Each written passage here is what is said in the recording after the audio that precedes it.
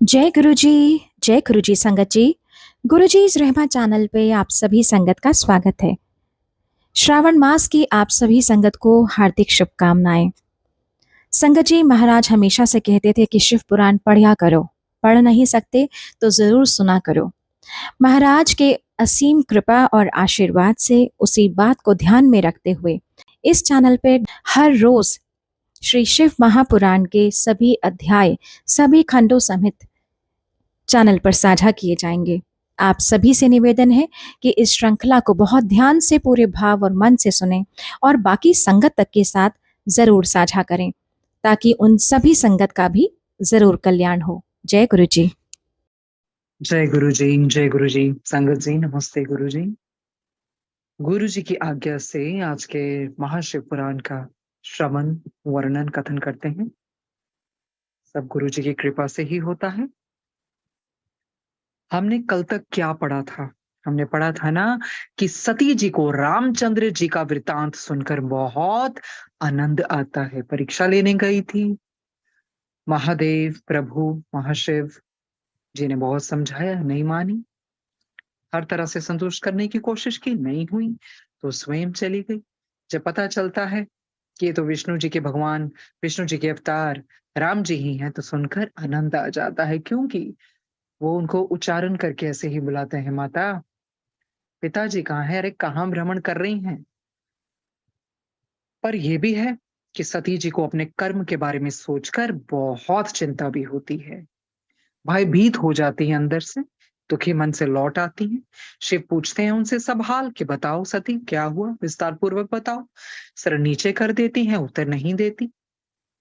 फिर शिव जी क्या करते हैं, ध्यान धर कर सब देख लेते हैं और यही जानते हैं ना कि क्या हुआ, सब पता लग जाता है।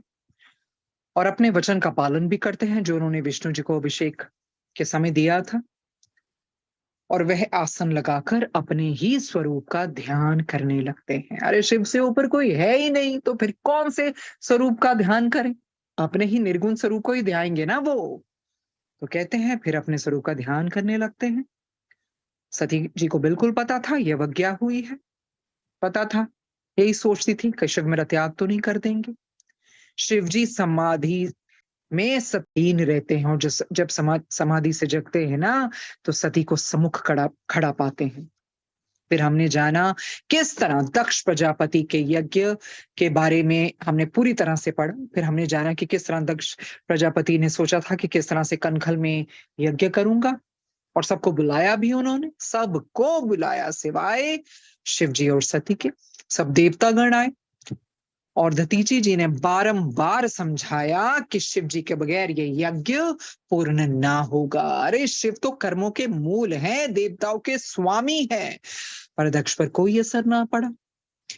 चंद्रमा जी पत्नी रोहिणी के साथ जा रहे थे, सती जी ने देखा, अपनी सखी को भेजा, सब हाल पता चला, और वो भी फिर शिव जी से आज्ञा लेकर यज्ञ पर पहुंचती हैं। हालांकि शिव जी सब समझाते हैं कि बिन बुलाए नहीं जाते हैं, और कहाँ कहाँ बिन बुलाए भी जाना उचित है, पर ऐसे जो अंदर से दुश्मनी रख रहे हो उनके जाना उचित नहीं। शिव जी नहीं मानती हैं, तो शिव जी फिर आज्ञा दे देते हैं, पर बहुत सारे शिवगण भी उनके साथ जाते हैं। और क्या करते हैं, जब वो यज्ञ पर पहुंचते हैं ना, तो दक्ष तो शिव जी की बहुत बहुत निंदा करते हैं, पुत्री से अपने हाल भी नहीं पूछते हैं, और सती जी सबको धिक्कारती हैं, ब्रह्मा जी को, विष्णु जी को, सनकादिक, भृगु, अत्रि, वशिष्ठ, सबको एक एक को धिक्कारती हैं और बहुत बहुत क्रोधित होती हैं। यही शिक्षा मिलती है ना कि शिव जी का अपमान नहीं सुनना चाहिए। जो शिव जी की निंदा करता है वो उस समय तक नरक में पड़ा रहता है जब तक सूर्य और चंद्रमा स्थित हैं। फिर सोचती हैं कौन सा मुंह लेकर वापस जाऊं। सबको कहती हैं कि बहुत पछताना पड़ेगा, बहुत पछताना पड़ेगा। अरे अनेकों मारे जाएंगे, अनेकों भाग कर गुप्त स्थान पर छिपेंगे, और उस तरह से सबको बहुत बहुत इस कुकर्म का सहना पड़ेगा। इस तरह से दूसरे खंड का 24वां अध्याय चल रहा था। यही सीखने को मिलता है, शिव की निंदा नहीं सुननी चाहिए, नहीं सुननी चाहिए। यहाँ तक कह दिया माता ने कि निंदा करने वाले की जीभ काट ले, अन्यथा अपने दोनों कान बंद करके वहां से उठ जाएं। आगे जारी रखते हुए 24वें अध्याय को पढ़ते हैं। क्या बोलती हैं सती जी? इस समाप सभा में जिस जिसने शिव की निंदा की है और जिसने उसने उसे सुना है, उन सबको महापाप लगा है। सभासदों से इस प्रकार कहकर वह दक्ष से बोली, हे दक्ष, तुमने शिव जी की बहुत निंदा की है, अतः तुम्हें भी बहुत पछताना पड़ेगा। देखिए, संसारिक रीति के मुताबिक तो उनके पिता है ना, पर उन्होंने पिताजी को भी कहा, अरे दक्ष, तुमने भी शिव जी की बहुत निंदा की है, तुम्हें भी बहुत पछताना पड़ेगा। शिव जी सबको सुख देने वाले और सबके स्वामी है, पर तुम उन्हें साधारण देवताओं की भांति ही समझ रहे हो। देखिए, देवी मां समझा रही हैं, अरे सबके स्वामी है महादेव और तुमने उनको साधारण देवता समझ लिया। तुम्हें यह नहीं मालूम है कि वे संपूर्ण सृष्टि के सबसे बड़े हितैषी हैं। अरे सृष्टि के सबसे बड़े हितैषी कौन है? उनसे बड़ा कोई हितैषी हो भी सकता है? सिर्फ शिव जी हैं। तुम्हें अपनी करनी का फल शीघ्र ही मिलेगा। देखिए, जो भी शिव की निंदा करता है, बुरा भला कहता है, गलत काम करता है, तो बिल्कुल फल तो मिलके ही रहता है। फिर वही अपने पिताजी को भी सम कहती हैं, तुम्हें अपनी करनी का फल शीघ्र ही मिलेगा। हे दक्ष, वेद में मनुष्य को 3 प्रकार कहे गए हैं। तो सती जी समझाने वाली हैं किस तरह के 3 मनुष्य हैं, वेद में किस तरह के बतलाया गया है।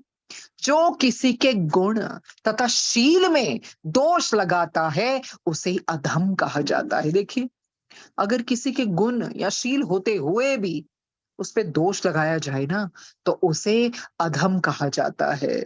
जो किसी के पाप तथा पुण्य का सच्चा वर्णन करता है, उसे मध्यम कहते हैं। पाप के बारे में भी और पुण्य, इन दोनों का सच्चा वर्णन करता है, उसे क्या कहते हैं? सती जी कहते हैं मध्यम।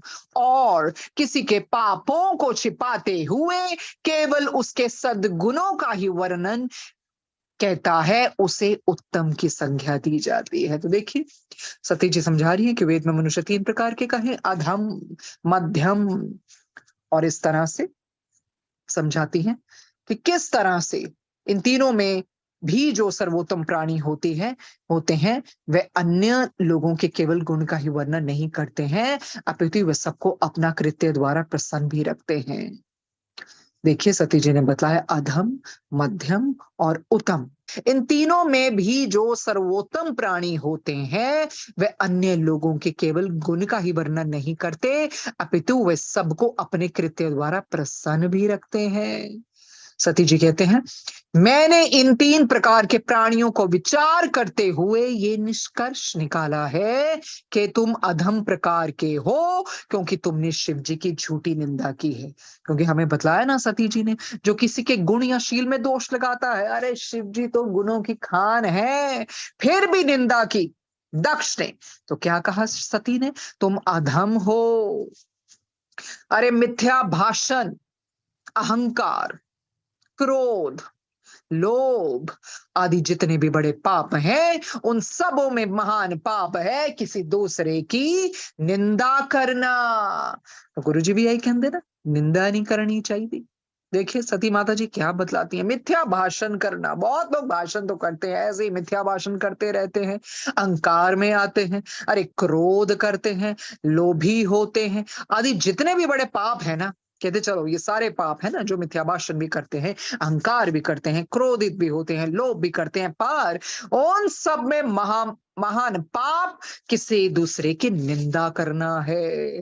तुम जो ये कहते हो कि शिव नाम में केवल 2 ही अक्षर हैं, यही कहा था ना कल, जो हमने पढ़ा था। दक्षिण ने क्या कहा, कैसी मूर्खता का अपना दिखाया उन्होंने, कि 2 अक्षर वाला नाम, ना कुलवान है, ना इनके माता पिता का पता है, ना ही भस्म लगाता है, सिर्फ भस्म लगाता है, माफ कीजिए।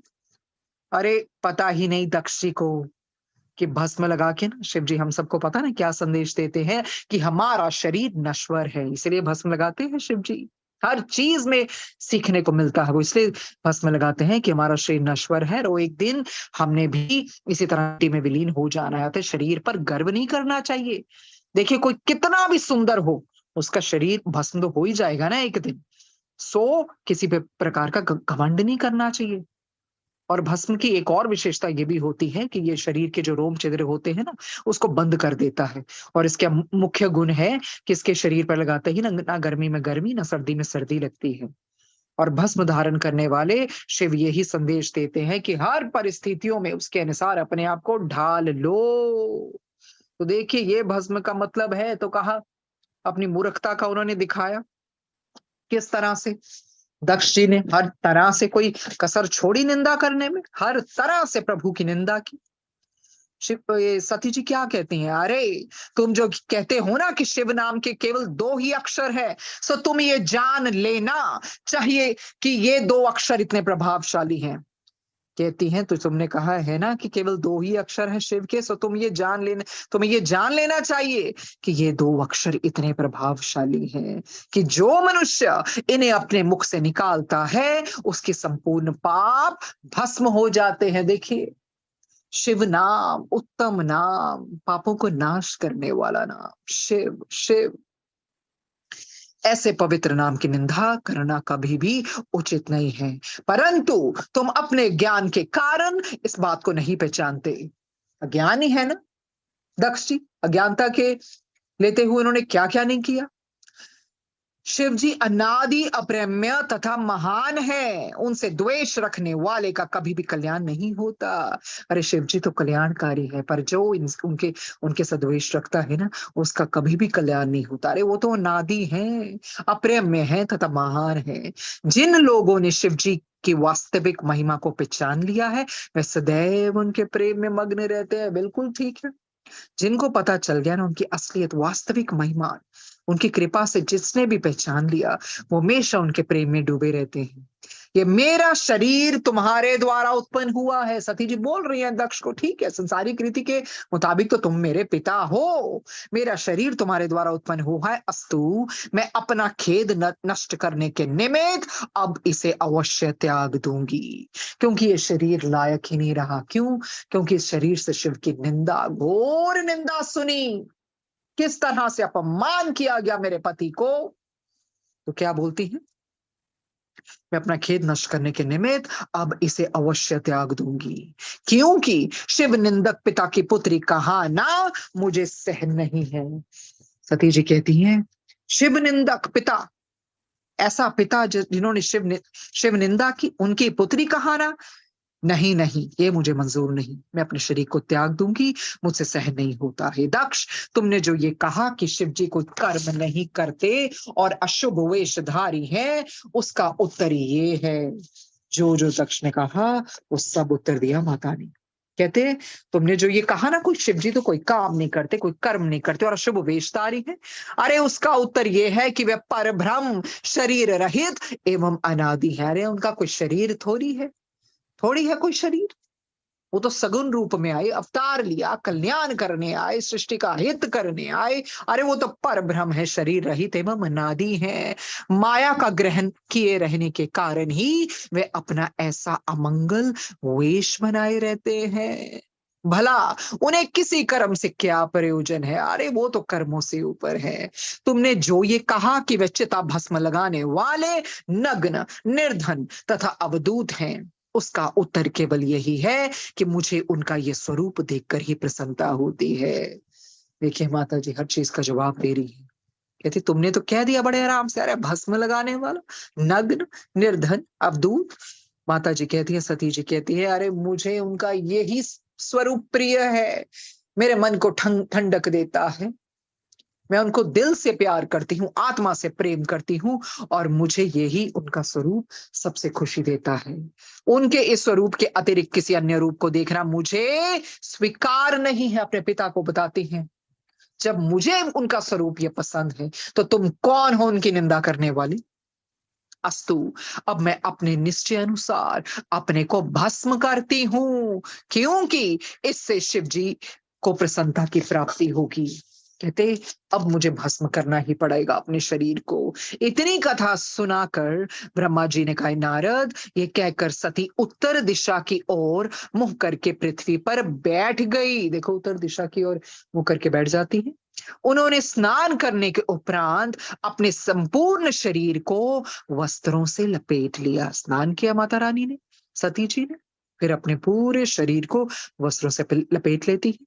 तत्पश्चात योग धारण कर विधि पूर्वक आसन लगाते हुए प्राणायाम किया। देखिए, पूरे योग धारण किया उन्होंने, फिर आसन लगाया और प्राणायाम किया। सर्वप्रथम उन्होंने समान वायु को नाभि चक्र में लाकर उदान वायु को ऊपर चढ़ाया और शिव जी की सुंदर मूर्ति को अपने हृदय में स्थापित किया। देखिए, समान वायु को नाभि चक्र में लाकर ना फिर उदान वायु को ऊपर चढ़ा लेती हैं और शिव जी के जो सुंदर स्वरूप है, मूर्ति है, उसको अपने हृदय में स्थापित कर लेती हैं। तदुपरांत उन्होंने अपने बाहों के बीच दृष्टि जमाते हुए पति के चरणों का ध्यान किया और अग्नि तथा वायु को उत्पन्न कर दिया। देखिए, अपनी योग माया से अग्नि को, वायु को उत्पन्न कर दिया। उस पवित्र अग्नि तथा वायु के द्वारा उन्होंने अपने उस निष्पाप शरीर को भस्म कर दिया। इस दृश्य को देखकर सब ओर हाहाकार मच गया। यज्ञशाला में उपस्थित सभी लोग अत्यंत भयभीत तथा दुखी हुए और दक्ष की पत्नी वीरनी शोकाकुल हो गई। देखिए, वीरनी जी को कितना दुख हुआ होगा, माता है, कितने प्रेम से दोनों ने मांगा था कि हमारे घर उस तरह से अवतरित होकर आए, माता रानी का अंश हो। माता रानी खुद स्वयं अवतरित होकर आए और देखिए क्या हाल हो गया, जबकि सती जी ने तभी बता दिया था, आगाह कर दिया था, गर्व करोगे, अहंकार करोगे तो शरीर को त्याग दूंगी। उस समय शिव जी के गणों ने अत्यंत क्रुद्ध होकर सब लोगों को संबोधित करते हुए इस प्रकार कहा। शिवगण गए थे ना सारे सती जी के साथ, जो शिव जी ने भेजे थे। 25वां अध्याय में पढ़ते हैं क्या होता है। शिवगणों ने कहा, इस दक्ष की मूर्खता को तो देखो, इसने सती को भस्म होने से रोका तक नहीं। देखिए कैसा अहंकारी पिता। अरे, सती माता अपने आप को सती, उसी से सती का ये शब्द बना होगा ना, जब सती होती हैं स्त्रियां, पहले जमाने में ऐसा होता था ना। तो देखिए, जब सती माता जी ने अपने आप को उस तरह से अग्नि देह में अपना देह को छोड़ना चाहा, तो देखिए क्या किया, पिता ने रोका तक नहीं। शिव जी के इस शत्रु को संसार में अत्यंत निंदा प्राप्त होगी और ये अभिमानी मूर्ख करोड़ों नरकों के दुख भोगेगा। देखिए, जब ये शिवगणों ने देखा ना, तो कहते, ऐसा पिता जिसने रोका तक नहीं पुत्री को, और शिव जी का ये शत्रु है ना जो सबसे बड़ा, इसको इतनी निंदा प्राप्त होगी और इस मूर्ख को करोड़ों नरकों के दुख भोगना पड़ेगा। इतना कहकर वे सब दक्ष को जान से मार देने तथा यज्ञ को भ्रष्ट करने के निमित्त अपने स्थान से खड़े हो गए। उस समय अनेक हृदय की इच्छा को जानकर भृगु ऋषि ने यज्ञ की रक्षा के निमित्त यज्ञ कुंड में एक पवित्र आहुति डाली। उस आहुति के पड़ते ही यज्ञ कुंड द्वारा एक सहस्त्र अत्यंत बलवान तथा धैर्यवान दैत्यों की उत्पत्ति हुई। तो देखिए क्या हुआ, जो ऋषि हैं भृगु जी, उन्होंने सोचा कि यज्ञ की रक्षा करता हूं और यज्ञ कुंड में एक पवित्र आहुति डाली। उससे क्या हुआ, सहस्त्र बलवान तथा धैर्यवान दैत्यों की उत्पत्ति हुई, जो संसार में ऋभु नाम से प्रसिद्ध हुए, क्योंकि ऋभु जी ने उत्पन्न किया ना उनको। वे महाभयानक स्वरूप धारण किए हुए शिव जी के गणों के सामने जा खड़े हुए। देखिए, वो सब भयानक लोग, ये जो भी दैत्य है ना, शिव जी के गणों के सम्मुख खड़े हो गए, गणों के सम्मुख खड़े हो गए। उस समय शिव जी ने ये चरित्र किया कि उन्होंने अपने गणों के बल को चुपचाप हार लिया। तो देखिए शिव जी की लीला, उन्होंने जानबूझ के गणों का भी जो भी बल था ना उसको हर लेते हैं, जिसके कारण वे अत्यंत निर्बल हो गए। अरे, जब बल ही हर लिया तो निर्बल तो होंगे, शक्ति तो चली गई और भयभीत होकर हाहाकार करने लगे। उनके विलाप को सुनकर वहां उपस्थित अन्य शिवगण भी आश्चर्यचकित रह गए। तो देखिए जो बाकी थे ना शिवगण, वो बहुत आश्चर्य से भर गए जब उन सब ने ये देखा कि वे उन दैत्यों से युद्ध करने में अशक्त हैं और सती के वियोग को सहन करने में असमर्थ हैं। तो उन्होंने अपनी स्वामिनी के साथ ही अपने प्राण दे देने भी उचित समझे। जब उन्होंने सोचा अब शक्ति तो है नहीं, बल तो है नहीं, असमर्थ है, तो ऐसा क्यों ना हो कि हम अपनी स्वामिनी के साथ अपने प्राण भी दे दें। ये निश्चय करने के उपरांत उनमें से किसी ने अपने मस्तक को और किसी ने अन्य अंगों को काट कर स्वयं ही अपना वध कर डाला। देखिए, उनमें से कईयों ने तो अपने मस्तक को और अन्य अंगों को काट डाला, अपना वध कर डाला। इस प्रकार जिस स्थान पर सती ने अपना शरीर त्यागा था, उसी स्थान पर शिव जी के 20 सहस्त्र गण भी मृत्यु को प्राप्त हो गए थे। देखिए, सहस्त्र गण भी मर गए। क्यों? शिव जी ने बल हर लिया, बिल्कुल असमर्थ हो गए लड़ने के लिए। तो उन्होंने सोचा अब ऐसा जीना क्या जीना, अपना वध कर डाला, अपने अंगों को काट डाला, मस्तक को भी। हे नारद, उस दृश्य को देखकर सभा में उपस्थित सभी लोग अत्यंत चिंतित हुए। उस समय मेरा तथा विष्णु का श्वास शीघ्रता पूर्वक चलने लगा। अरे सब लोग, चिंता तो होनी थी, और ब्रह्मा जी को विष्णु जी का सांस देखो, श्वास शीघ्रता पूर्वक चलने लगा। घबरा गए ना, डर गए। पहले तो सब लोग मौन खड़े रहे, फिर कोई विष्णु की स्तुति करने लगे तथा कोई किसी अन्य की प्रार्थना करने में संलग्न हो गया। इस प्रकार संपूर्ण यज्ञशाला में दुख भर गया। अरे दुख तो भरना ही था, जब शिव जी को बुलाया ही नहीं तो दुख तो भरना ही था। हे नारद, उस दृश्य को देखकर सभा में उपस्थित सभी लोग अत्यंत चिंतित हुए। इस समय मेरा तथा विष्णु का श्वास शीघ्रता पूर्वक चलने लगा। पहले तो सब लोग मौन खड़े रहे, फिर कोई विष्णु की स्तुति करने लगे तथा कोई किसी अन्य की प्रार्थना करने में संलग्न हो गया। इस प्रकार संपूर्ण यज्ञशाला में दुख भर गया। प्रसन्नता और आनंद का कोई भी चिन्ह शेष ना रहा। अकेले दक्ष की मूर्खता के कारण उस महापाप का भागी सभी को होना पड़ा। देखिए, दक्षी ने शुरुआत की ना इतने अहंकार में होकर, और उसका पाप सबको लग गया और सबको महापाप का भागी होना पड़ा। तदुपरांत जो थोड़े से शिवगण शेष रह गए थे ना, उन्होंने शिव जी के पास पहुंचकर संपूर्ण वृतांत कह सुनाए। वो बोले, हे प्रभु, दक्ष ने सती जी के पास पहुंचकर अत्यंत अपमान किया था। जो बाकी बच के सब शिव जी के पास पहुंच गए और वृतांत सुनाने लगे। अकेली दक्ष पत्नी ही ऐसी थी जिन्होंने उनका हार्दिक स्वागत किया। देखो, सब बताते हैं, देखिए किसी ने सती जी को बुलाया तक नहीं, स्वागत की तो बात ही छोड़ो, सिवाय उनकी पत्नी ने, दक्ष की पत्नी ने और इनकी माता ने, वीरनी ने। अन्य सब लोग तो अंत तक दक्ष के ही साथी बने रहे। देखिए, सबने दक्ष का साथ दिया, किसी ने आवाज नहीं उठाई। अपने गणों द्वारा ये समाचार प्राप्त कर शिव जी क्रुद्ध हुए। उस समय तुमने अर्थात नारद ने भी शिव जी के पास पहुंचकर जो कुछ घटना घटित हुई थी उसे ज्यों का त्यों कह सुनाया और ये कहा कि वेद के बताए अनुसार आपको उचित है कि आप उन महापापियों को दंड अवश्य दें। यदि आप दक्ष को दंड नहीं देंगे तो वेद की आज्ञा और धर्म का मार्ग मिथ्या हो जाएगा। ये नारद जी कह रहे हैं शिव जी को कि प्रभु, दंड तो देना ही पड़ेगा आपको।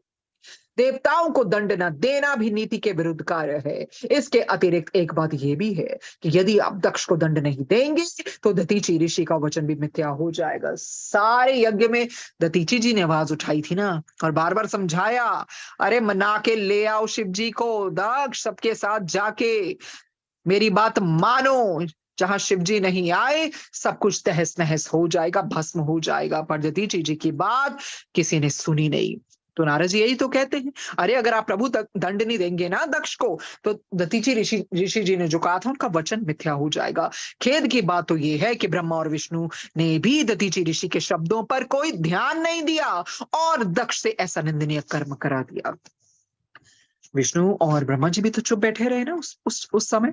हे नारद, तुम्हारी बात को सुनकर शिव जी ने अपने विचार किया कि यद्यपि ब्रह्मा, विष्णु, देवता, ऋषि, मुनि एवं ब्राह्मण मुझे अति प्रिय है, तो भी वेद की आज्ञा सबसे ऊंची है। देखिए, जो वेदों में लिखा है वो सबसे ऊंचा है। अगर दंड नहीं देंगे तो वेदों के विरुद्ध चले जाएंगे और शिव जी ये नहीं कर सकते। उन्हीं में तो सब वेद निकले हैं ना। तो आगे पढ़ते हैं क्या होता है। यह निश्चय कर भगवान शिव शंकर ने अपने गणों को अभेदान दे दिया कि भय न रहे। दिव्य दृष्टि द्वारा यज्ञ के संपूर्ण वृतांत की जानकारी प्राप्त की। तदुपरांत वह ऐसे क्रुद्ध हुए कि मानो प्रलय ही कर देना चाहते हो। देखिए, ऐसा क्रोध है शिव जी का कि प्रलय ही, जैसे आ जाए, वे अपने दोनों होठों को दांतों से काटने लगे। तदुपरांत उन्होंने अपने मस्तक से एक जटा का केश उखाड़ कर पर्वत पर उखाड़ दिया। देखिए, शिव जी ने अपने मस्तक से एक जटा ली और जटा का केश उखाड़ कर पर्वत पर पटक दिया। उस बाल के गिरने से ऐसा महाभयानक शब्द उत्पन्न हुआ जिसे सुनकर तीनों लोग कांपने लगे। देखिए, क्रोधित हो गए प्रभु और मस्तक से एक जटा का केश उखाड़ कर पर्वत पर पटक दिया और उसके गिरने से एक महाभयानक शब्द उत्पन्न हुआ जिसे सुनकर तीनों लोग कांपने लगे। ये जटा का केश टूटकर दो बराबर के टुकड़ों में अलग अलग बंट गया। देखिए, जब उनका जटा का केश उन्होंने पटक के फेंका ना, दो भागों में बट गया। तब उसकी जड़ की ओर वाले टुकड़े से वीरभद्र की उत्पत्ति हुई। जो जड़ थी ना उस केश की, तो क्या उत्पन्न हुए उससे? वीरभद्र। उन वीरभद्र का शरीर अत्यंत कृष्ण वर्ण का था और उनके बाल काली घटा के समान घने तथा शांत थे। वे प्रज्वलित अग्नि के समान दैत्यमान लग रहे थे। वे इतने ऊंचे थे मानो अनायासी आकाश को छू लेना चाहते हो। देखिए, इतने ऊंचे। ये जानने वाली बात है, जो शिव जी ने केश अपना पटका था उन्हीं में से दो में विभाजित हो गया, एक में वीरभद्र हुए। वे महाभयानक शस्त्रों को लिए हुए थे। उनके हृदय में युद्ध करने की बड़ी प्रबल आकांक्षा थी। उनकी बोहें चढ़े हुए धनुष की भांति भांति बहुत टेढ़ी थी। वे महाभयानक शब्द करते हुए सिंह के समान गरज रहे थे। उनके 3 मस्तक और सहस्र भुजाएं थी। वे शिव जी को प्रणाम करते हुए अपने स्थान पर निश्चल भाव से खड़े हो गए। उसी समय शिव जी के रोमकूपों द्वारा अन्य सहस्रों गणों की उत्पत्ति हुई।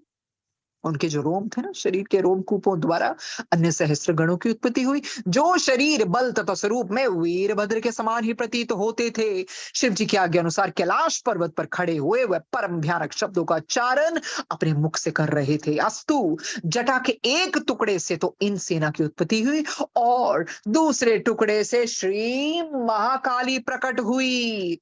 देखिए, मस्तक में से जटा का जो केश उन्होंने उखाड़ कर पर्वत पर फेंका था ना, जोर से जो पटका था, वीरभद्र हुए, सेना हुई और दूसरे टुकड़े से अरे श्री महाकाली प्रकट हुई। उन महाकाली के साथ करोड़ों भूत प्रेत आदि भी उत्पन्न हुए। वह अनेक प्रकार से नाचने कूदने तथा लीलाएं करने लगे।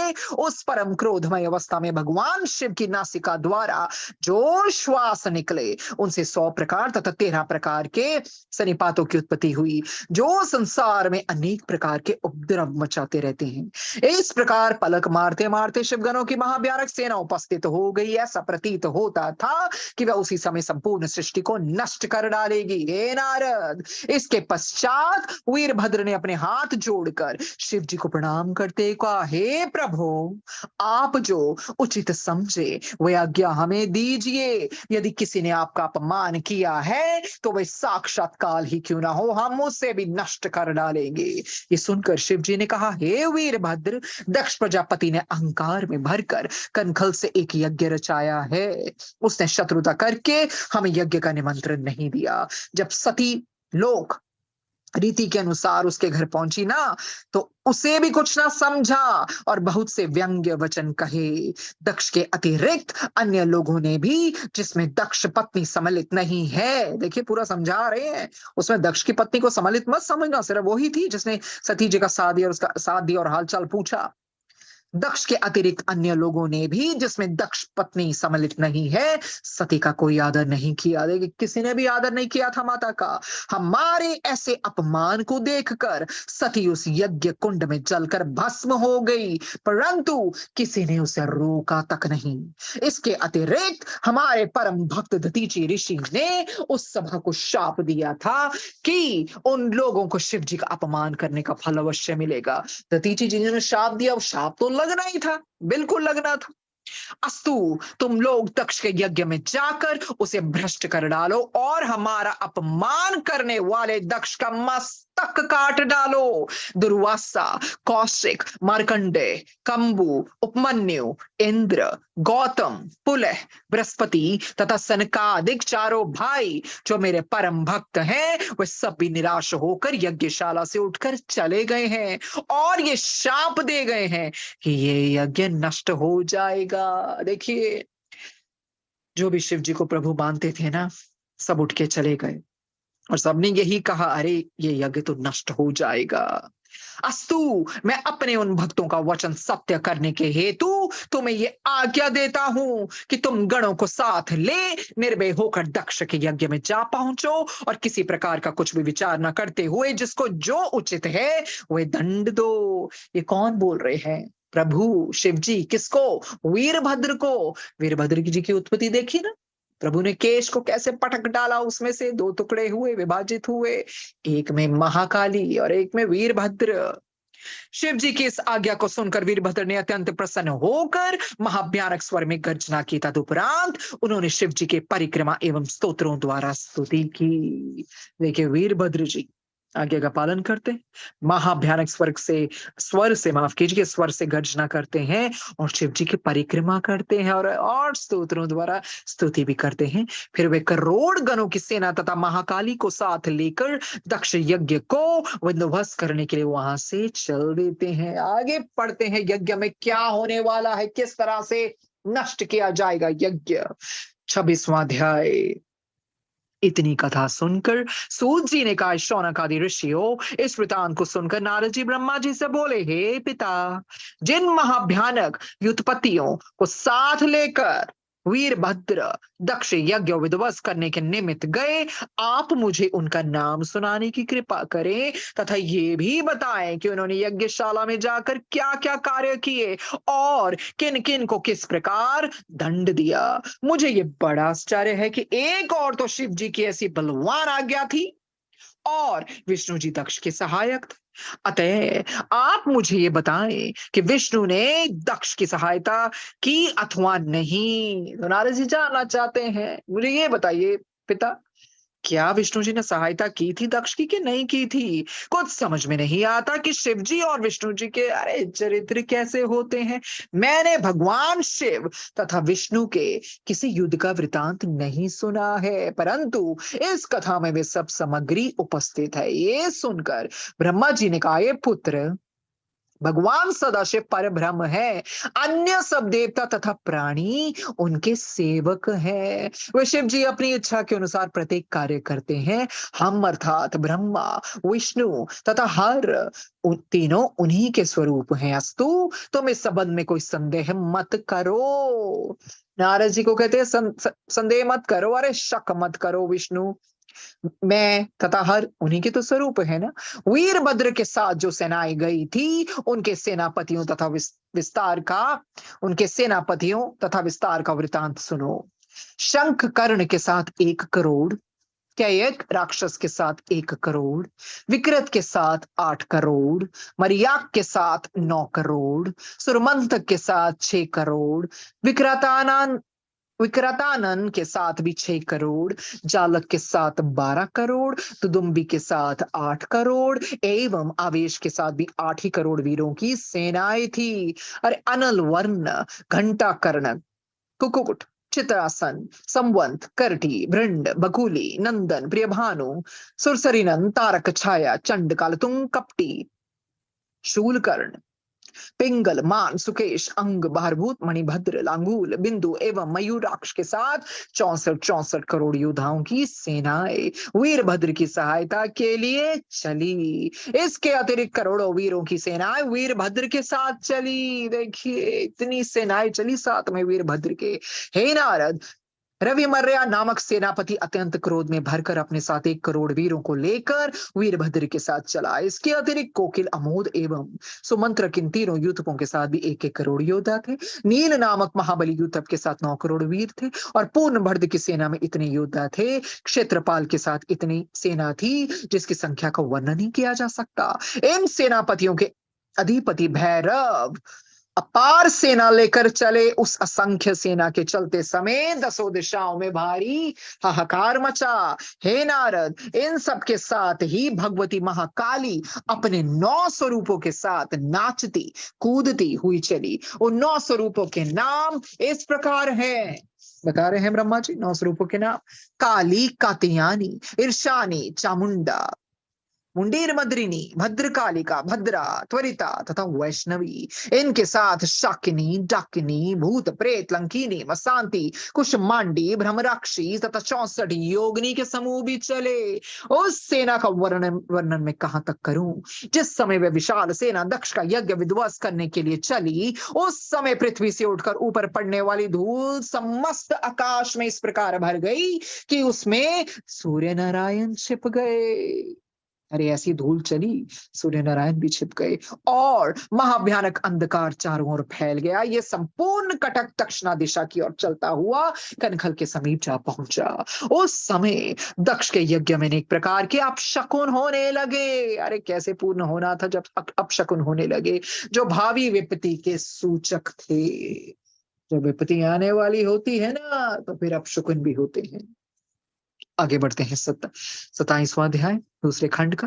ब्रह्मा जी ने कहा, नारद उस समय यज्ञशाला में जो अपशकुन हुए, अब मैं उनका वर्णन करता हूं। आकाश में पिसी हुई हड्डियों की वर्षा होने लगी। देखिए, जब आकाश से पिसी हुई हड्डियों की वर्षा होती है ना, तो अपशकुन होते हैं। तथा ऐसी आश्चर्यजनक बातें दिखाई देने लगी जिनके कारण कर्म तथा धर्म का विचार शेष ना रहा। तीनों प्रकार के दुख सब लोगों को दुखी करने लगे। डर के मारे उनके मुख से कोई शब्द ना निकलता था। सबके शरीर थर थर कांपने लगे। उस समय यज्ञ करने वाले दक्ष प्रजापति तथा यज्ञ कराने वाले भृगु ऋषि की आंखें उत्तर दिशा की ओर उठ गई, तो उन्होंने देखा कि उधर से भारी धूल के उड़ने का कारण क्या है, परंतु कोई ठीक बात उनकी समझ में नहीं आई। सभा में उपस्थित सभी लोग आश्चर्य में भरकर एक दूसरे से अनेक प्रकार की बातें करने लगे। हे पुत्र, उस समय दक्ष की पत्नी वीरनी ने सब लोगों को संबोधित करते हुए कहा, हे सभासदों, तुमने मूर्ख बनकर सती का अनादर किया, उन्हें भस्म होने से नहीं रोका।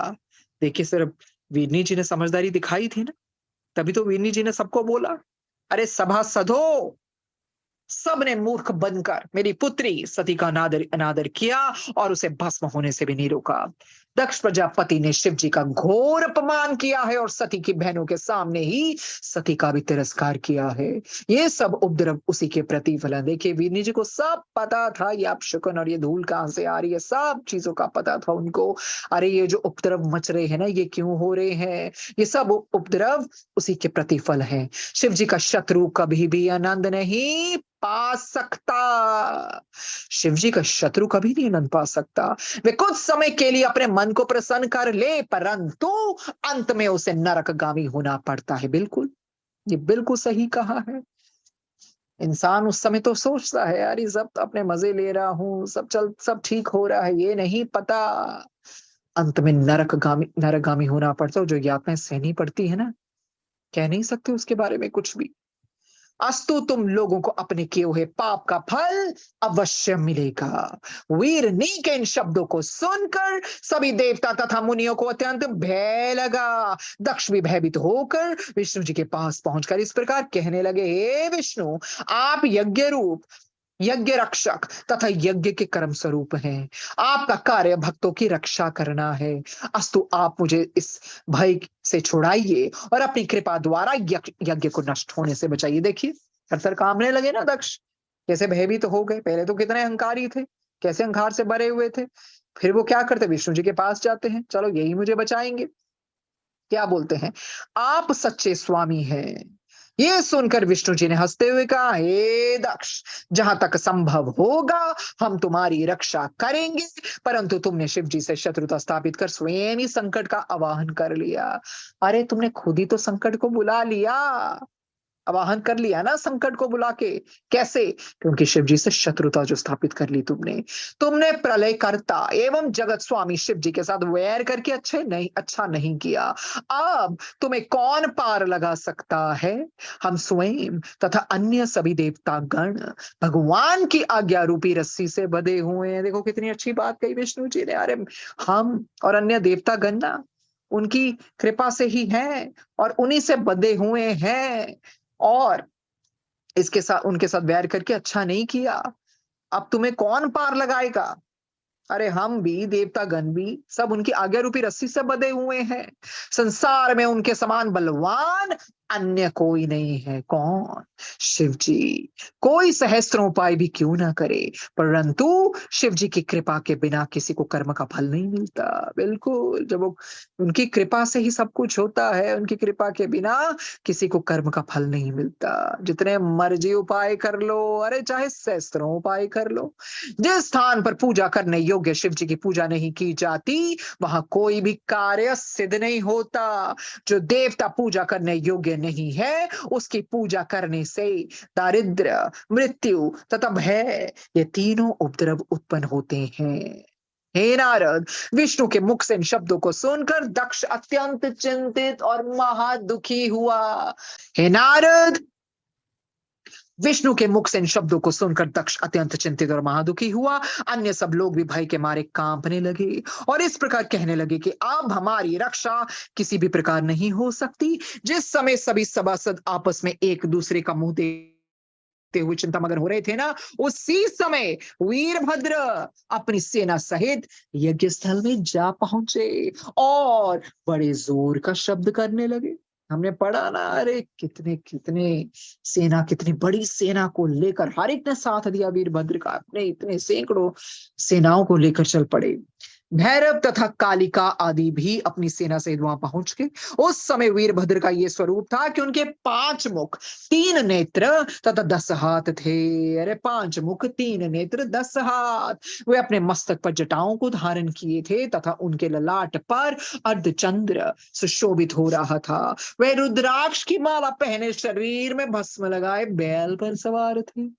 उनके सभी अंग वज्र के समान अत्यंत कठोर थे। वह अपने अत्यंत सुंदर हाथों में अनेक प्रकार के शस्त्र लिए चमर छत्र धारण किए शिव शिव शब्द का उच्चारण करते हुए परम विचित्र स्वरूप में से भली भांति अलंकृत थे। देखिए, शिव शिव शब्द का उच्चारण करते हुए परम विचित्र स्वरूप से भली भांति अलंकृत थे। जिस रथ पर वे अपनी नंदी सहित आरूढ़ थे ना, वह 25 योजन ऊंचा था और उस रथ को 10 लाख, कहते 10 लाख से ही खींच रहे थे। शार्दुल तथा हाथी चारों ओर से उस रथ की रक्षा के निमित्त चैतन्य खड़े हुए थे। उसकी सेना ने आते ही चारों ओर से धावा करना आरंभ कर दिया। अनेक प्रकार के युद्ध के बाजे, भैरी, शंख, पटह, गोमुख, श्रृंग, उपंग, मृदंग आदि बजने लगे। उस समय इंद्र, वायु, यमराज, कुबेर, वरुण, अग्नि तथा दिक्पाल अपने अपने वाहनों पर सवार होकर दक्ष के सम्मुख जा पहुंचे। दक्ष ने उन सबसे कहा, क्या कहा? ये दिक्पालो, मैंने इस यज्ञ को केवल तुम्हारे ही बल पर किया था, अतः तुम सब मेरी रक्षा और सहायता करो। इस प्रकार सब देवताओं से कहने के उपरांत दक्ष प्रजापति ने विष्णु जी के चरणों पर अपने मस्तक को रखते हुए कहा, हे प्रभु, आप संसार के रक्षक एवं शुभ कर्मों के साक्षी हैं। आपकी कृपा से संसार का पालन होता है, अतः आपको मेरे यज्ञ की रक्षा करनी चाहिए। देखिए कैसे विनती कर रहे हैं विष्णु जी की, अंदर से तो डर लगा हुआ, इतने भयभीत हो रहे हैं। ये सुनकर विष्णु जी ने उत्तर दिया, वहां तक हम तुम्हारे यज्ञ की रक्षा अवश्य करेंगे, परंतु तुम्हारे कर्मों का स्मरण कर हमारी बुद्धि को आश्चर्य होता है। कहते ठीक है, जो भी विष्णु जी ने सोचा होगा वही कहा कि यहां तक तो मैं रक्षा अवश्य करूंगा, परंतु ये जो तुमने कर्म किया ना, इसका स्मरण कर बहुत आश्चर्य होता है मुझे। ब्रह्म स्वरूप शिव जी के क्रोध से तुम्हारी कौन रक्षा कर सकता है? अस्तु, शिव नामधारी ईश्वर से विरोध कर। अरे शिव नामधारी ईश्वर से विरोध कर कभी हित साधन नहीं हो सकता। वह शिव जी तीनों गुणों से युक्त होने पर भी परम पवित्र हैं। अतः उचित है कि तुम उन्हीं शिव जी की शरण में जाओ, जिससे तुम्हारा ये यज्ञ संपन्न हो सके। इस प्रकार दक्ष और विष्णु में बातें हो रही थी कि वीरभद्र की सेना चारों ओर से इस प्रकार घिर गई, मानो कोई समुद्र घिर घिर कर आकाश की ओर बढ़ रहा हो। उस सेना के सेनापतियों ने दक्ष तथा विष्णु जी को ब्रह्म ज्ञान विज्ञान की बातें करते हुए सुना। अरे तो वह सब हंस पड़े। उस समय गणों को युद्ध करने के लिए उद्युक्त देखकर इंद्र ने अपना वज्र उठा लिया और ये इच्छा की कि मैं शिव गणों से युद्ध करूं। इंद्र युद्ध करने के लिए सामने आए। शिव जी के गण हर हर का घोष करते उनके सम्मुख जा पहुंचे।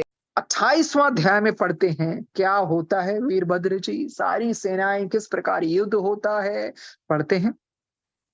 ब्रह्मा जी बोले, हे नारद, इंद्र की सेना शिव गणों से युद्ध करने लगी। देखिए, इंद्र की सेना युद्ध करने लगी शिव गणों से। उस युद्ध में असी, शूल, तोमर, बाण, पटिस आदि अस्त्र शस्त्रों का प्रयोग होने लगा।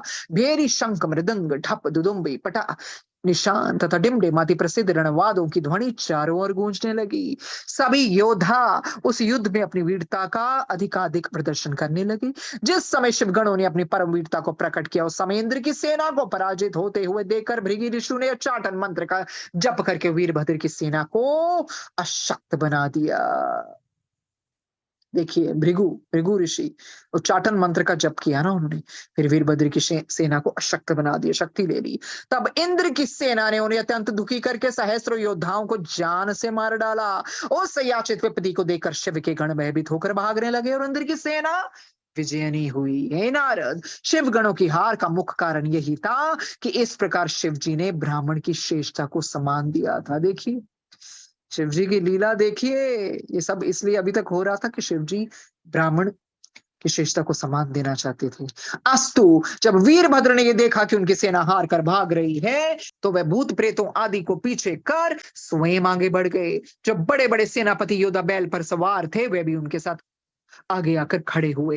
तदुपरांत उन्होंने अपने हाथों में त्रिशूल लेकर इंद्र के साथ महाभयानक युद्ध किया। किसने? अरे वीरभद्र ने। उन प्रहारों से घायल होकर देवता आदि भयभीत हो युद्ध क्षेत्र से भागने लगे। किसी के विभिन्न अंग कट गए तो कोई टुकड़े टुकड़े होकर गिर पड़ा। इस प्रकार देवताओं की संपूर्ण सेना क्षीण विशीर्ण हो गई। कुछ देवता तो भागकर अपने घरों को भी चल दिए। कहा था ना माता रानी ने पहले, अरे भाग जाएंगे, कोई मर जाएंगे, गुप्त स्थानों पर छिप जाएंगे। कुछ देवता तो भागकर अपने घरों को भी चल दिए। उस समय अकेले इंद्र की दृढ़ता पूर्वक खड़े हुए युद्ध क्षेत्र में दिखाई पड़ रहे थे। अपनी सेना को इस प्रकार भागते हुए देखकर इंद्र ने अपने गुरु बृहस्पति जी से कहा, हे गुरु, आप देवताओं की सेना के रक्षक हैं, अतः आप हमें ऐसा कोई उपाय बताइए जिससे हमारी जीत हो। ये सुनकर बृहस्पति ने उत्तर दिया, हे इंद्र, विष्णु जी ने जो कुछ कहा था वही सब इस समय सामने आ रहा है। मंत्र, तंत्र, औषधि, वेद, धर्मशास्त्र, पुराण, विचार तथा प्रतीति आदि ये सब शिव जी की महिमा के जानने में असमर्थ हैं। तुम मूर्ख हो जो बच्चों के समान बुद्धिहीन बनकर उन्हीं भगवान सदाशिव से वैर ठान रहे हो। अरे ये सभी गण शिव जी के आगे अनुसार आए हुए हैं और इस यज्ञ को नष्ट करके ही मारेंगे। इनके सामने किसी का कोई वश नहीं चलेगा। कौन समझा रहे हैं? बृहस्पति किसको? इंद्र को। हे नारद, बृहस्पति जी के मुख से ये वचन सुनकर इंद्र के सहित सभी देवताओं को बड़ी चिंता हुई। उसी समय वीरभद्र ने उन सबको संबोधित करते हुए कहा, हे देवताओं, तुम्हारी सभी बातें बच्चों के समान बुद्धिहीनता की सूचक एवं व्यर्थ किसी हैं। तुम लोग सार वस्तु को नहीं पहचान पाए। अस्तु, इस यज्ञ में जो जो देवता भाग लेने के लिए आए हैं वे सब मेरे समीप आकर यज्ञ का भाग ले जाए। ये कहकर वीरभद्र ने एक बार फिर इंद्र, अग्नि, कुबेर, वरुण, सूर्य, चंद्र आदि देवताओं को संबोधित करते हुए कहा, हे देवताओं, तुम सब मेरे समीप आकर अपना अपना भाग ले जाओ। मैं तुम्हें सुख पहुंचाकर ऐसा प्रसन्न करूंगा कि तुम्हें सदैव के लिए भगवान सदाशिव की महिमा का ज्ञान प्राप्त हो जाएगा। इतना कहकर वीरभद्र अत्यंत क्रुद्ध होकर बाण वर्षा करने लगे। उनके तीक्ष्ण बाणों के प्रहार ने इंद्र के शरीर को घायल कर दिया। जब उन्होंने यह अनुभव किया कि वीरभद्र पर वे किसी प्रकार विजय प्राप्त नहीं कर सकते, तो सब देवताओं के साथ भाग खड़े हुए। इंद्र देखिए, हे नारद, ये दृश्य देखकर सब ऋषि मुनि अत्यंत भयभीत हो विष्णु जी की शरण में गए और उन्हें प्रणाम करके इस प्रकार कहने लगे, हे प्रभु, हम आपकी शरण में आए हैं। अस्तु, आप दयालु होकर हमारी रक्षा करें। उन ऋषि मुनियों की प्रार्थना को सुनकर श्री विष्णु भी अपने अस्त्र शस्त्र लेकर युद्ध करने की इच्छा से वीरभद्र के सम्मुख जा खड़े हुए। जब वीरभद्र ने अपने सामने खड़े हुए विष्णु जी को देखा तो उन्हें पुकारते हुए इस प्रकार कहा, हे विष्णु, तुम यहाँ किस लिए आए हो? तुम दक्ष के रक्षक बनकर अपने तेज तथा प्रकाश को नष्ट कर देने पर क्यों तुले हुए हो? तुमने सबसे बड़ी गलती तो यह की कि इंद्र को साथ लेकर इस यज्ञ में अपना भाग ग्रहण करने के लिए चले आए। अब यदि तुम युद्ध करने के लिए आए हो तो यह भी स्मरण रखो कि शिव जी की जैसी आज्ञा है उसी प्रकार मैं तुम्हें भी अच्छी तरह से तृप्त कर दूंगा। हे नारद, वीरभद्र के मुख से निकले उन शब्दों को सुनकर विष्णु जी ने हंसते हुए उत्तर दिया, हे वीरभद्र, तुम शिव जी के गण हो और उन्हीं के द्वारा उत्पन्न होने के कारण पूजा किए जाने के योग्य हो। मैं शिव जी को त्याग कर दक्ष की रक्षा के निमित्त यहाँ जिस लिए आया हूँ वह वृतांत तुमसे कहता हूँ। अब देखिए, विष्णु जी सारा वृतांत सुनाने जा रहे हैं वीरभद्र को कि वो क्यों आए, शिव जी को त्याग कर दक्ष की रक्षा के निमित्त यहाँ किस लिए आए। वृतांत सुनाने लगे। कहते दक्ष मेरे परम भक्त हैं और उन्होंने मेरी बड़ी सेवा की है। जब उन्होंने मुझे यहाँ आने का निमंत्रण दिया तो उनकी भक्ति के वशीभूत होकर मैं चला आया। तो देखिए विष्णु जी कहते हैं कि दक्ष मेरे भक्त हैं, बड़ी मेरी सेवा की है। जब उन्होंने याद किया, मुझे निमंत्रण भेजा तो मुझे तो जाना ही था, क्योंकि मैं भक्ति के वशीभूत होकर मुझे वहां आना ही पड़ा, क्योंकि मैं सदैव अपने भक्तों के अधीन रहता हूँ। अब मैं तुम्हें अपनी शक्ति द्वारा उस स्थान से हटाने का प्रयत्न करता हूँ, इसलिए तुम्हें भी उचित है कि तुम जिस कार्य के लिए यहाँ आए हो उसे संपन्न करो। जब तक तुम मुझे पराजित नहीं कर देते तब तक यज्ञ के समीप नहीं पहुंच पाओगे। नारद, ये सुनकर वीरभद्र ने सहिष्णु बनकर हंसते हुए कहा, हे विष्णु, आप में और शिव जी में कोई भेद नहीं है। अस्तु, मैं तो आप दोनों का सेवक हूं।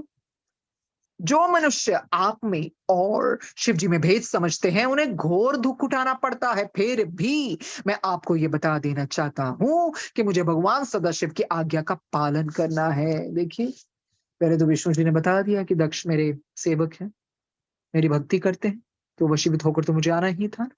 और वीरभद्र जी भी बोलते हैं कि देखिए, आप में और शिव जी में कोई भेद नहीं है, और जो ये भेद समझता है उसे दुख उठाना पड़ेगा। पर देखिए, मुझे शिव जी की जो आज्ञा है उसका पालन तो करना ही है। अस्तु, यदि मैं आपको कोई कष्ट पहुंचाऊं तो उसमें मेरा दोष नहीं होगा, मेरा कोई दोष ना होगा। आप जानबूझ कर भी अपने लोक को लौट कर नहीं गए और यहाँ मुझसे युद्ध करने के लिए प्रस्तुत हो गए हैं। अतः आप स्वयं ही मुझे ये बतावें कि इस समय मुझे क्या करना उचित है।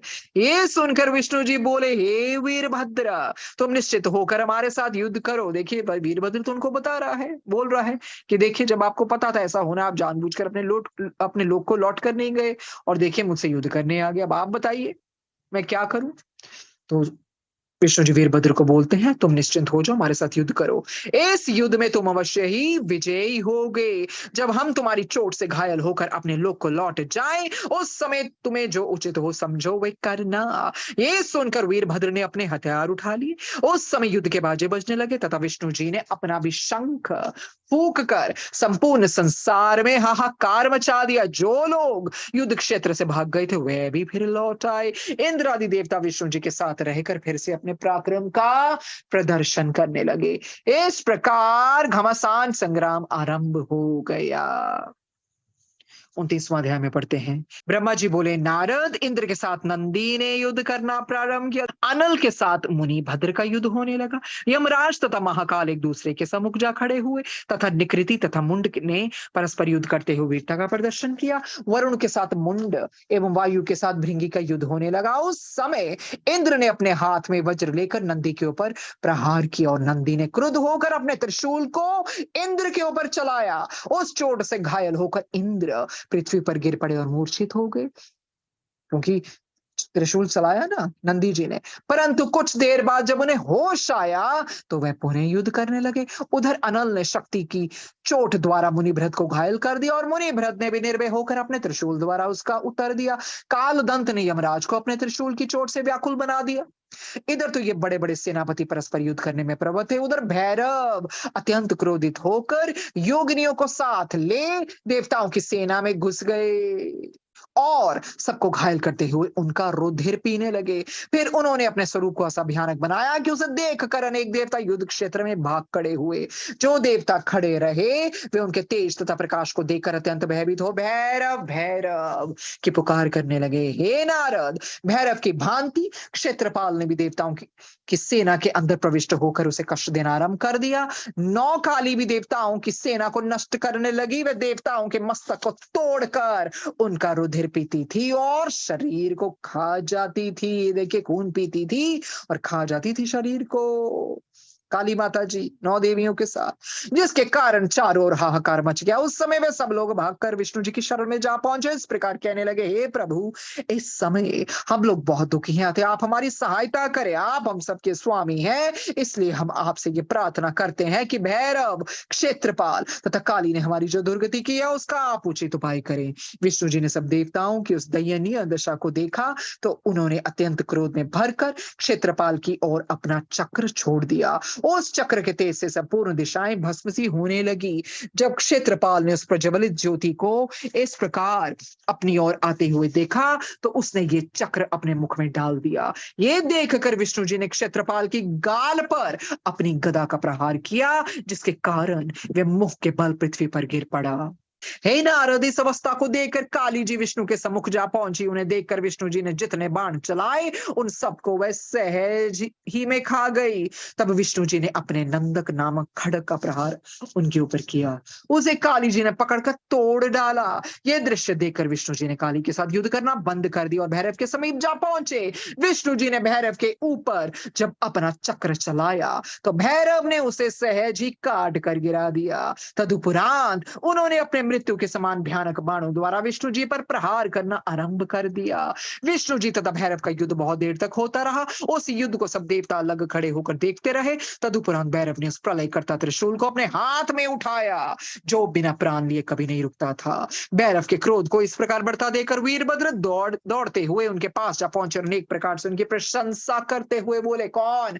वीरभद्र जी। किसकी? भैरव की। हे भैरव जी, आप ऐसा क्रोध ना करें, क्योंकि शिव जी ने इतनी कठिन आज्ञा नहीं दी है। विष्णु जी भी शिव जी के एक रूप हैं, अतः सेवक को अपने स्वामी के विरुद्ध ऐसा व्यवहार नहीं करना चाहिए। ये सुनकर भैरव जी ने अपने त्रिशूल को रोक लिया। तदुपरांत वीरभद्र स्वयं विष्णु से युद्ध करने लगे। हे नारद, जब विष्णु जी ने देखा कि वीरभद्र पर सहज ही विजय पाना संभव नहीं है, तब उन्होंने योग माया द्वारा अपने ही समान असंख्य गणों को उत्पन्न किया। किसने? विष्णु जी ने अपनी योग माया की असंख्य गणों को उत्पन्न कर दिया। वह सब गरुड़ पर आरूढ़ थे और शंख चक्र गदा तथा पद्म को अपने हाथों में धारण किए हुए थे। वह उत्पन्न होते ही शिव गणों से युद्ध करने लगे। उन्होंने अपनी बाण वर्षा, शंख ध्वनि, चक्र तथा गदा आदि से शिव गणों को व्याकुल कर दिया। ये दशा देख कर वीरभद्र ने भगवान सदाशिव का ध्यान धरकर अपना त्रिशूल चलाया। उस त्रिशूल के चलते ही विष्णु जी के गण भस्म होने लगे और देखते ही देखते अदृश्य हो गए। ये दशा देखकर विष्णु जी ने अत्यंत क्रोध कर वीरभद्र को मार डालने की इच्छा से उनके मस्तक पर अपनी गदा का एक कड़ा प्रहार किया। तब वीरभद्र ने उनकी मनोभिलाषा को जानते हुए अपने त्रिशूल उनकी छाती में मारकर उन्हें पृथ्वी पर गिरा दिया। विष्णु जी के इस प्रहार से मूर्छित होकर पृथ्वी पर गिर जाने से चारों ओर हाहाकार मचने लगा, परंतु कुछ देर बाद ही विष्णु जी उठकर खड़े हो गए। तब वीरभद्र को मारने के लिए उन्होंने अपने चक्र को हाथ में उठा लिया। उस समय विष्णु जी का स्वरूप अत्यंत भयानक हो उठा। ऐसा प्रतीत होता था कि मानो आज वे अपने चक्र द्वारा प्रलय काल उपस्थित कर देंगे। हे नारद, वीरभद्र ने जब विष्णु के उस तेजस्वी स्वरूप को देखा तो मन ही मन भगवान सदाशिव के चरणों को का ध्यान किया। उस समय शिव जी ने वीरभद्र को अभिधान देते हुए अपने शत्रु का प्रहार सहन करने की सामर्थ्य प्रदान की। उधर विष्णु जी भी पर्वत शिखर के समान निश्चल भाव से खड़े थे। अस्तु, सर्वप्रथम वीरभद्र ने अपने पवित्र बाणों द्वारा विष्णु जी के धनुष के 2 टुकड़े कर डाले। विष्णु जी भी प्रबोधन मंत्र का त्यागन कर जड़ता से मुक्त हो अपनी सामर्थ्य को प्राप्त कर चुके थे। अस्तु, उस समय का दृश्य देखकर मैंने अर्थात ब्रह्मा ने विष्णु जी से कहा, प्रभु, होनहार किसी के मिटाई नहीं मिटती। क्या बोलते हैं? होनहार किसी की मिटाई नहीं मिटती। यद्यपि अपने दक्ष के यज्ञ की रक्षा करने में कोई कसर नहीं उठा रखी, परंतु उसका भाग्य ही इस समय विपरीत है। क्या बोलते हैं? अरे आपने तो कोई कसर नहीं छोड़ी, आप तो रक्षा कर रहे हैं, पर क्या करें जब भाग्य ही उसके विपरीत है, भाग्य ही साथ नहीं दे रहा है, इसलिए आप इस युद्ध में विजय प्राप्त नहीं कर सकते और नहीं कर सकेंगे। वीरभद्र इस यज्ञ को अवश्य नष्ट करके मानेगा। शिव जी के क्रोध के साथ ही साथ उसका ये भी एक कारण है कि दधीचि मुनि ने भी इस यज्ञ को नष्ट होने का शाप दिया है। शाप दिया था ना दधीचि मुनि ने। यदि ब्राह्मणों के वाक्य को सत्य न माना जाए तो संपूर्ण सृष्टि छली एवं नास्तिक हो जाएगी। अरे अगर उनका वचन ही मिथ्या हो गया तो सारी फिर सृष्टि छली एवं नास्तिक ही हो जाएगी ना। अस्तु, आप युद्ध करना बंद कर दें। जिस समय भगवान सदाशिव पुनः कृपालु होंगे उस समय बिगड़े हुए सभी कार्य स्वतः ही बन जाएंगे। आपकी और शिव जी की लीला पार है, उसका भेद कोई नहीं जान सकता। हे नारद, मेरी इस बातों को सुनकर विष्णु जी युद्ध बन करके अपने लोक को चले गए और मैं भी अपने लोक को चला गया, क्योंकि मैं ये जानता था कि जब शिव जी पुण्य दयालु होंगे तभी बिगड़ा कार्य बन सकेगा। शुक्रगुजार हैं गुरुजी ये पल देने के लिए, ये सब कुछ युद्ध के बारे में सारा विस्तार पूर्वक सुनाने के लिए। इस प्लेटफॉर्म का शुक्रिया, संगत का शुक्रिया, पढ़ने वक्त धन्यवाद गुरुजी, धन्यवाद संगत जी। शुक्राना गुरु महाराज, शुक्राना सोनिया आंटी आपका भी, जो इतने सुंदर महात्म्य का इतना विस्तृत रूप से आपने वर्णन किया है अपनी सुंदर सरल भाषा में। महाराज आप सभी के ऊपर ऐसी ही कृपा दृष्टि बनाई रखें और संगत जी इस श्रृंखला को बहुत ध्यान से पूरे भाव और मन से ज़रूर सुनिए। उम्मीद करूंगी कि संगत जी आप सभी अपने कल्याण के साथ साथ बाकी संगत का भी ज़रूर कल्याण करेंगे। जो भी संगत अपने घर पर शिव महापुराण का पठन नहीं कर सकते हैं तो उनके साथ ये वीडियो ज़रूर साझा करिए। कल फिर मिलते हैं नए अध्यायों के साथ। जय गुरु जी।